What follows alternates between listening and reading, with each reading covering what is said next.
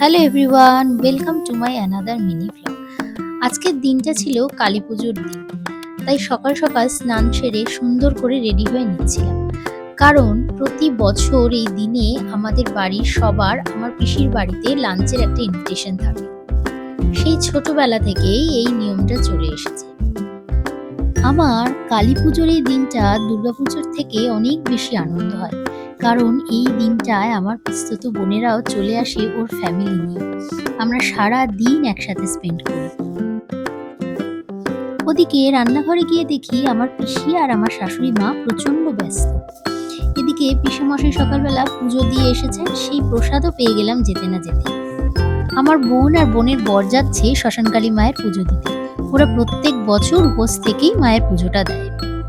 আজকের মেনুতে ছিল ভাত, ডাল, লাল শাক ভাজা, মাছের বড়া, ফুলকপির রোস্ট, ভেটকি মাছের পাতুরি, স্যালাড, পোলাও, মাটন কষা আর চাটনি।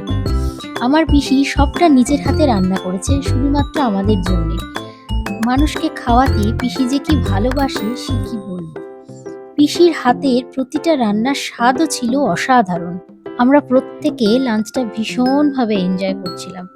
ফ্যামিলির সবাই একসাথে বসে লাঞ্চ করলাম আর প্রচুর প্রচুর প্রচুর আড্ডা হলো। প্রতি বছর এই কালী পুজোর দিন সন্ধেবেলা আমি আর অর্ণব যাই শ্রীরামপুরের শ্মশানকালী মায়ের মন্দিরে মায়ের দর্শন করতে। আজও তাই চলে গেছিলাম শ্মশানকালী মায়ের মন্দিরে মায়ের দর্শন করতে। এত সুন্দর করে দর্শন করলাম যে কি বলবো, মনটা ভরে গেল। মন্দিরের বাইরে থেকে একটু ঘটি গরম কিনলাম আর তার সাথে নিলাম 1 কাপ চা। চা খেয়ে বাড়ির দিকে রওনা দিলাম। ওদিকে বাড়ির 2 ছোট সদস্য ওয়েট করে আছে কখন বাজি ফাটাবে।